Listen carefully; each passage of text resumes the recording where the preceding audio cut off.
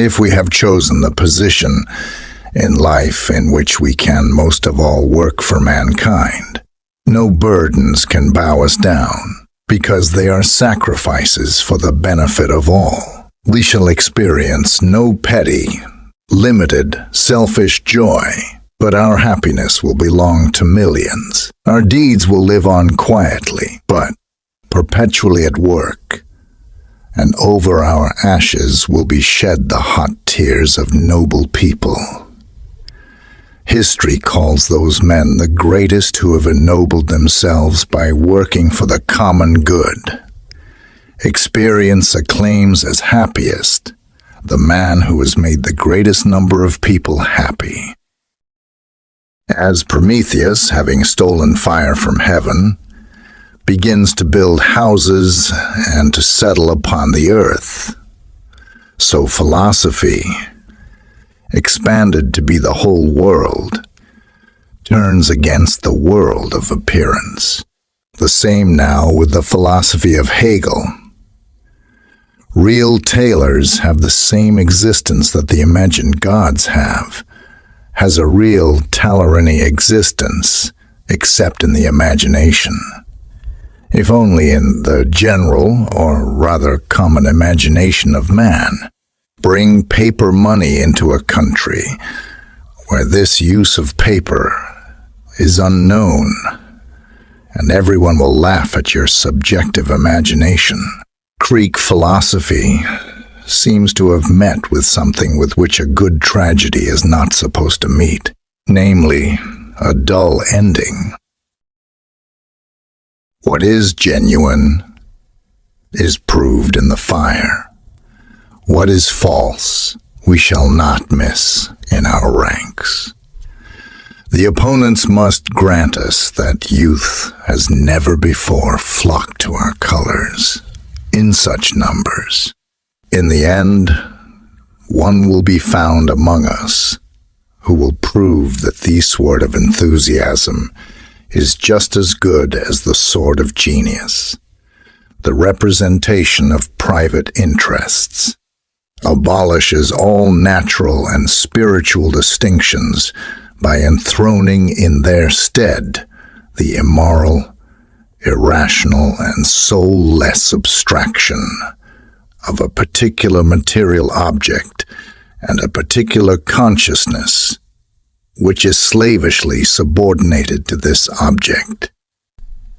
Atheism reminds one of children, assuring everyone who is ready to listen to them that they are not afraid of the bogeyman. I first found myself in the embarrassing position of having to discuss what is known as material interests. Debates on free trade and protective tariffs caused me in the first instance to turn my attention to economic questions. When the publishers of the Rheinische Zeitung conceived the illusion that by a more compliant policy on the part of the paper, it might be possible to secure the abrogation of the death sentence passed upon it, eagerly grasped the opportunity to withdraw from the public stage to my study. Political economy came into being as a natural result of the expansion of trade, and with its appearance elementary, unscientific huckstering was replaced by a developed system of licensed fraud, an entire science of enrichment. The bureaucracy is a circle from which no one can escape. Its hierarchy of knowledge. The weapon of criticism cannot, of course, replace criticism of the weapon.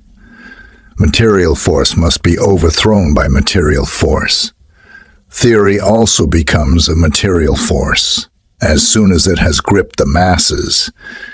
Theory is capable of gripping the masses as soon as it demonstrates ad hominem, and it demonstrates ad hominem as soon as it becomes radical.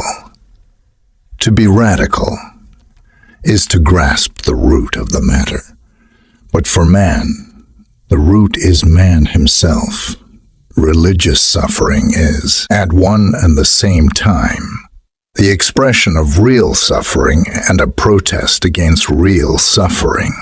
Religion is the sigh of the oppressed creature, the heart of a heartless world, and the soul of soulless conditions. It is the opium of the people. The state is based on this contradiction. It is based on the contradiction between public and private life, between universal and particular interests. For this reason, the state must confine itself to formal, negative activities. The only intelligible language in which we converse with one another consists of our objects in their relation to each other. We would not understand a human language, and it would remain without effect. By one side, it would be recognized and felt as being a request, an entreaty, and therefore a humiliation. Our mutual value is for us the value of our mutual objects. Hence for us, man himself is mutually of no value. Political economy regards the proletarian like a horse. He must receive enough to enable him to work. It does not consider him during the time when he is not working as a human being. It leaves this to criminal law, doctors, religion, statisticaltables, politics, and the beetle. Communism is the riddle of history solved, and it knows itself to be this solution. The entire movement of history as simply communism's actual act of genesis, the birth act of its empirical existence, is therefore for its thinking consciousness the comprehended and known process of its becoming.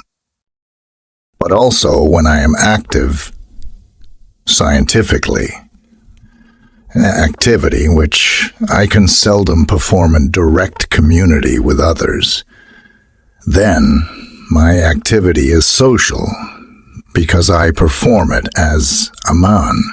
Not only is the material of my activity given to me as a social product, as is even the language in which the thinker is active, my own existence is social activity, and therefore that which I make of myself for society, and with the consciousness of myself as a social being. Natural science will, in time, incorporate into itself the science of man, just as the science of man will incorporate into itself natural science. There will be one science. Natural science has invaded and transformed human life all the more practically through the medium of industry, and has prepared human emancipation, although its immediate effect had to be the furthering of the dehumanization of man. Industry is the actual historical relationship of nature, the nature which develops in human history. The genesis of human society is man's real nature. Hence nature as it develops through industry, even though in an estranged form, is true anthropological nature. In general, it is always empirical businessmen we are talking about when we refer to political economists who represent their scientific creed and form of existence under private property. Each tries to establish over the other an alien power, so as thereby to find satisfaction of his own selfish need. The increase in the quantity of objects is therefore accompanied by an extension of the realm of the alien powers, which man is subjected, and every new product represents a new potentiality of mutual swindling and mutual plundering. Man is directly a natural being. A natural being. As a natural being and as a living natural being, he is on the one hand endowed with natural powers, vital powers. He is an active natural being. These forces exist in him as tendencies and abilities, as instincts and abilities, as instincts. On the other hand, as a natural, corporeal, sensuous, objective being, he is a suffering, conditioned and limited creature, like animals and plants. A being which does naught of its nature outside itself is not a natural being, and plays no part in the system of nature. A being which has no object outside itself is not an objective being.